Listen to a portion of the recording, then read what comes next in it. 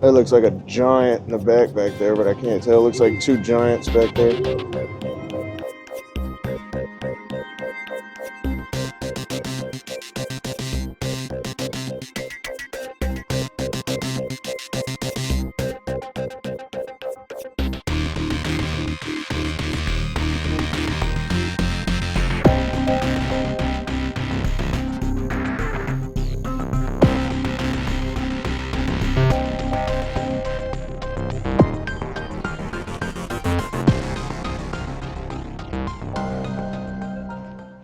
See where the muskrats have been coming out of the ditch.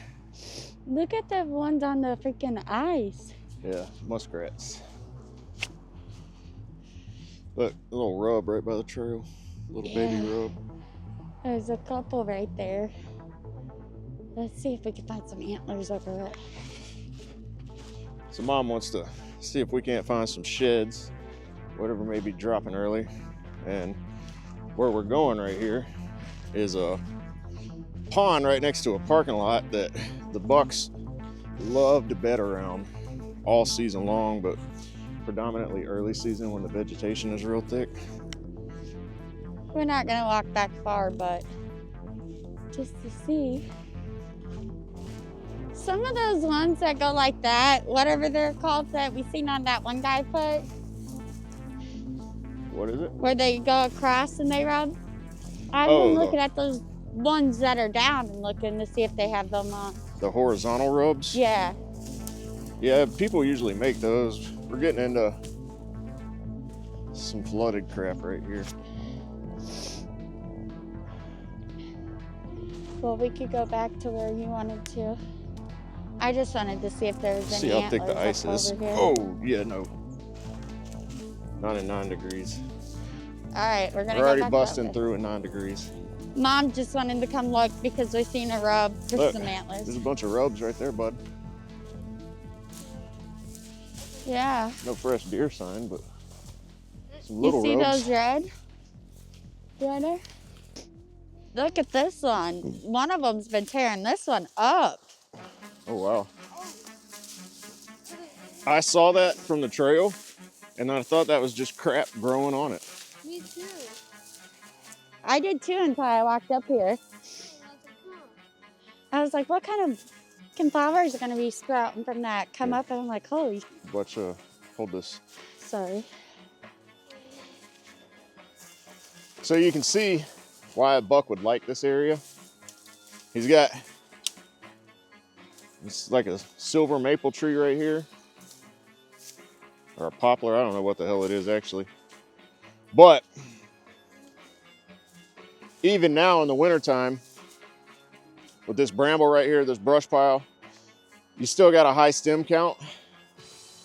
So a buck could lay here and have plenty of cover. And if you come this way, you can see on the inside of this canary grass, how this canary grass kind of forms a wall. And then you get right up next to the bank and it's kind of a clearing right there. So with those oaks right there and that cottonwood, it's all gonna create good cover. If you guys wanna see something truly amazing for Northwest Indiana, we rarely get beaver dams, beaver houses that big. That beaver house is probably 7.5, 8 foot tall. And I wanna show you guys something else that you're gonna love. Woo! I ain't getting on it. So, if you guys were a trapper, you see we got fresh beaver chews right here.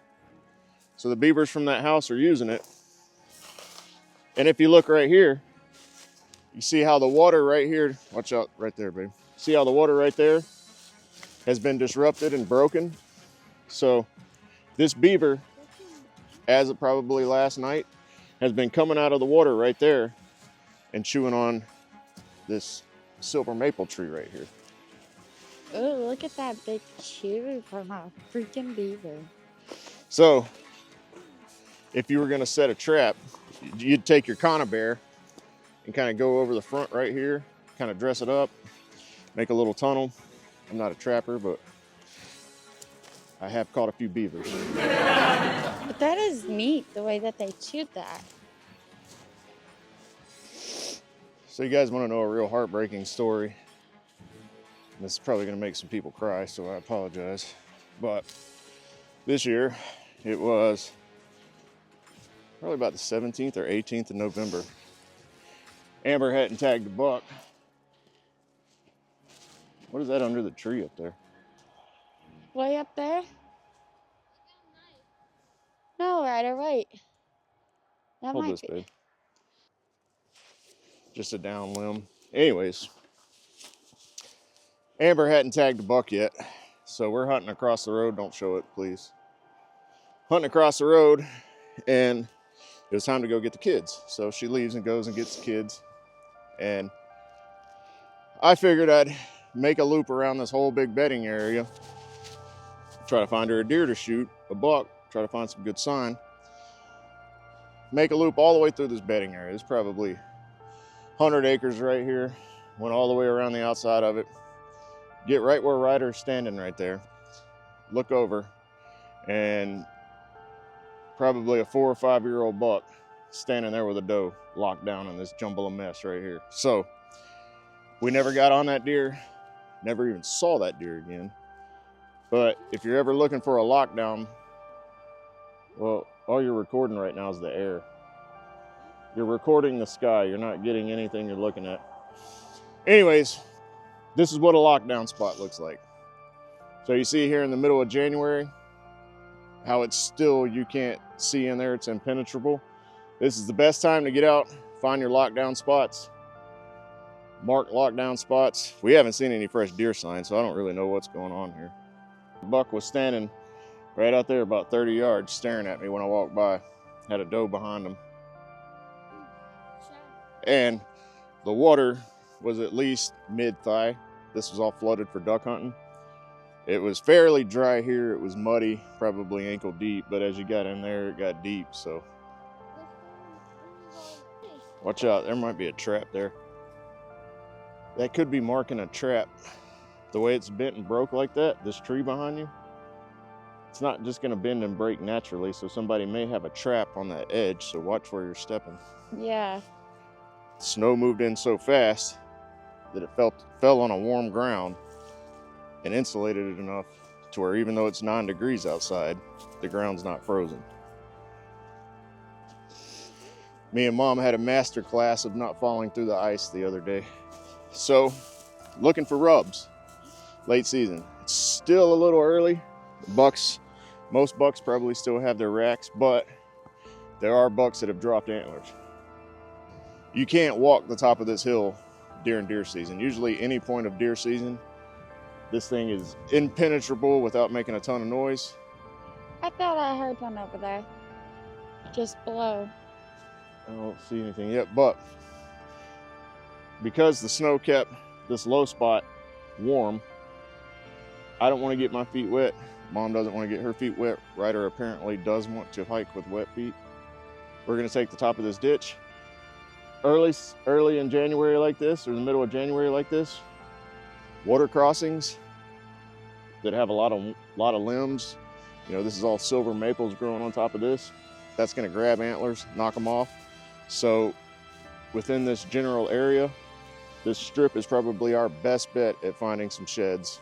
And that's what Mom's wanting. But if you want to deal with wet feet, do what you got to do. Just know that you're going to be dealing with wet feet. We don't want to deal with wet feet. That's how you get sick. See, there's no tracks even in the corn area right there. Or in a little crossing. So if you guys can see, even though this is a slight elevation change right here compared to the rest, I mean, if you were to shoot grade here, what are you going to come up 2 foot 6 inches, you know, something like that.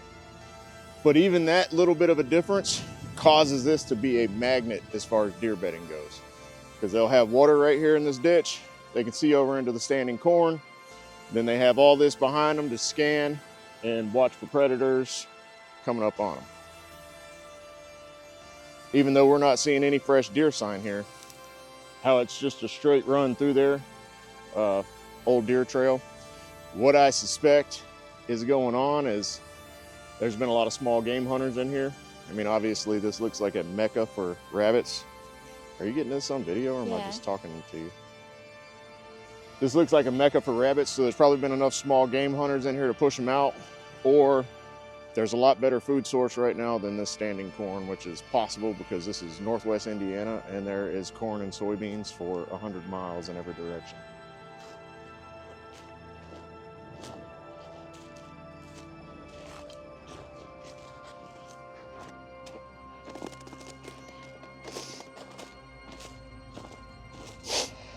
As we're getting deeper into this bedding cover, you see right there we got a set of tracks that are old, but we're starting to actually see where there was deer here within the last few days. Deer trail. Yeah, where it it is. cuts through. Definitely one.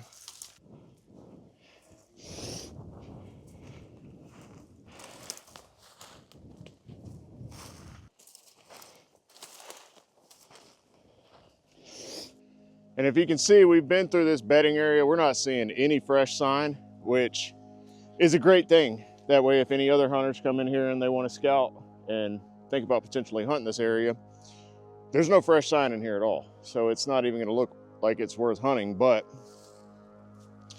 this is a whole different animal. First of October. It is thick and nasty, and there's a lot of bugs. I got bit by spiders deer hunting this year for the first time in my entire life. I got bit by how many? 2? At least on the arm, that was bad. Yeah. So it's a birch tree. Or maybe it is an old one, I don't know. An old road, maybe.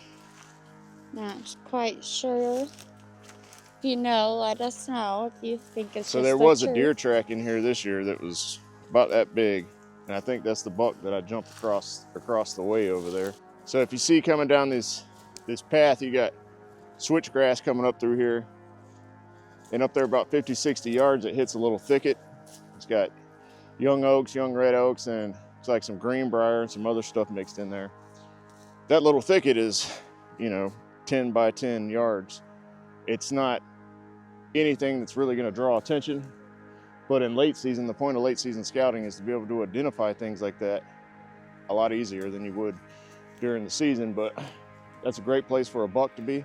It's a classic brush pile buck bedding, if you want to say. And because this trail is a lot more open, this one is too, we got that brush pile right down there. It's open. So this is a perfect place for a buck to be because he has this exit trail and he has that exit trail this way, that way, and it's both, they're all 4 open enough for him to haul butt out of here with a 170-inch rack on his head, which is what we're hoping he's got. You're driving through Indiana, or you're going to Indianapolis or Maryville, there's nothing exciting about it. Nothing great about having to drive through Indiana. But hunting in Indiana, getting out in these little areas that not many people go to, these thick bedding areas, I mean, look at that. That is, you couldn't ask for a prettier sight when one of your goals in life is to hunt big bucks. Like, this just screams big buck country through here. I like big bucks. And I cannot lie. With the big racks on top. Tiny fir trees or cedar trees or whatever you want to call them. But as you look down here, you can see there's a gap missing in that one. This one's got broken limbs. So, and they got a nice little thicket right here. But that's just going to show you Indiana's a lot like the rest of the Midwest. You find these, you're going to find rubs. Nice deer trail coming down through here, right along this transition line here. I actually had a camera back here this summer. Kind of looks like that could be a bed there, don't it? Yeah. I don't see any fresh tracks. But... You found some?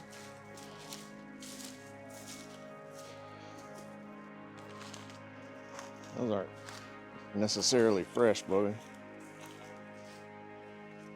So we've got to the back side of this bedding area here. On the other side of this hill, or on the other side of this berm here, it rolls off into private property once you get on the other side. But you see how high the stem count is in here? This is really good bedding. They've got ag on 4 sides of them. And Ryder did notice some fresher tracks. We were not gonna say fresh tracks.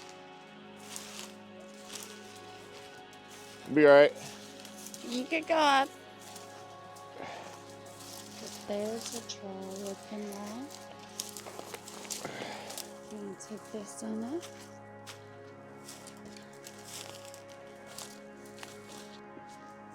Well, This is the thicket.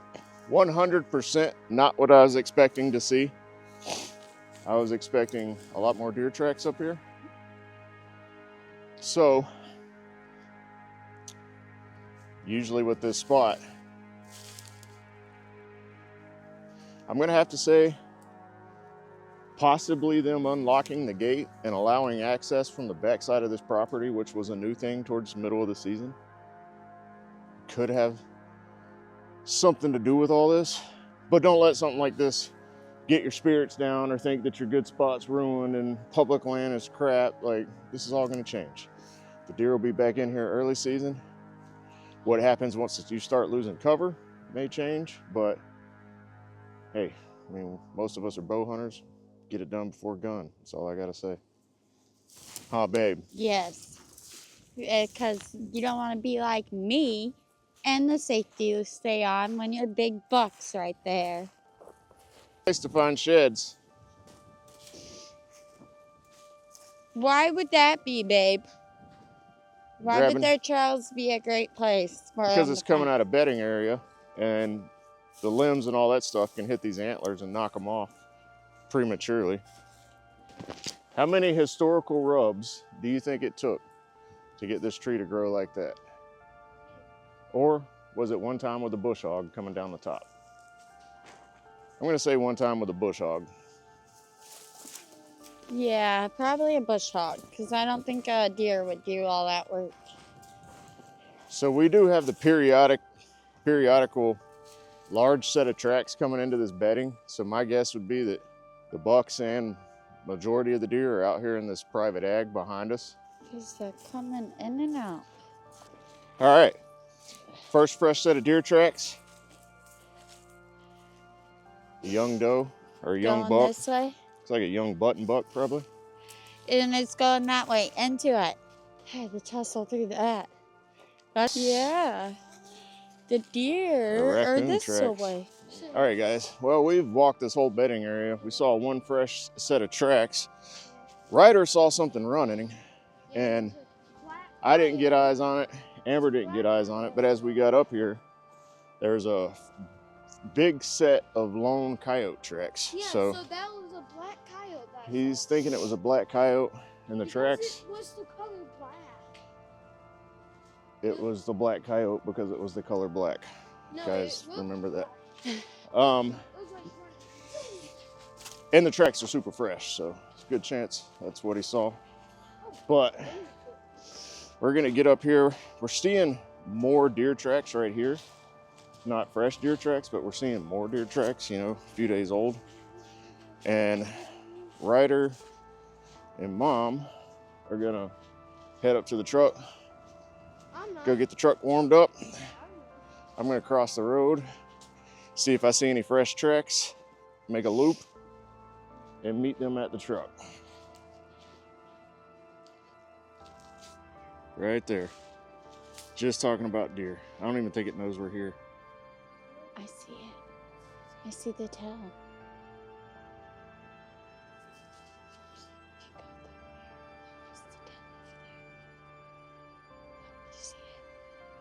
That's a big old bodied deer.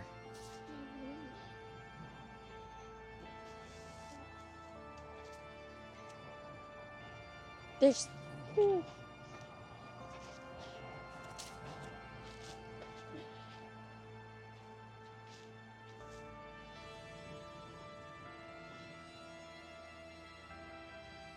didn't get them running away.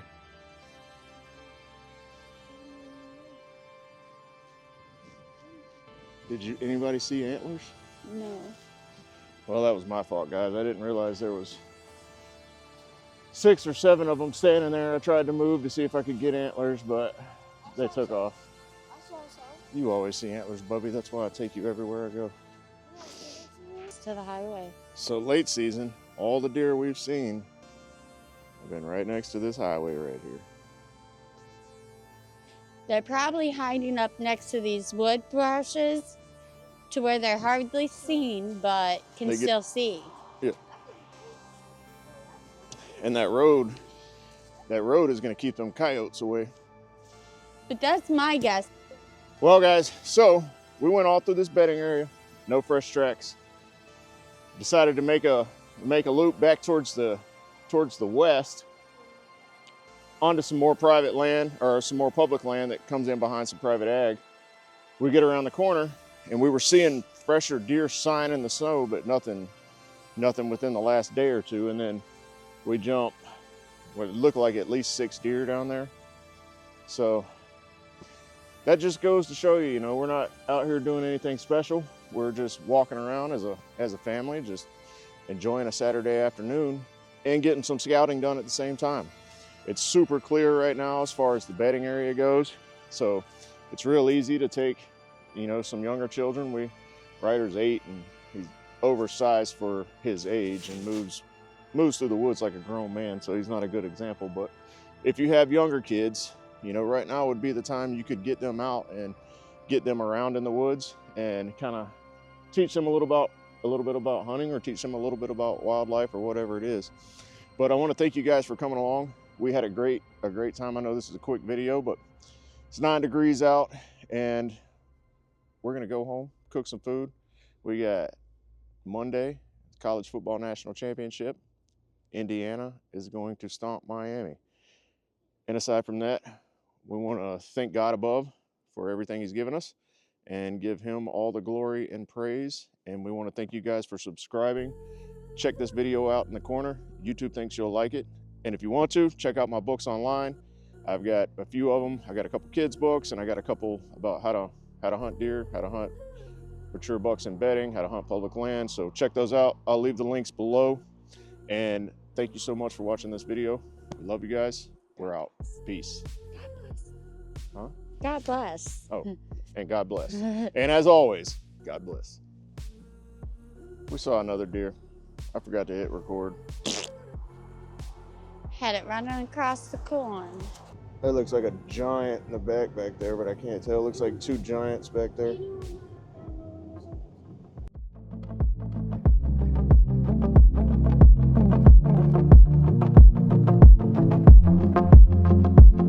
We just seen 30 deer within a half a mile of each other.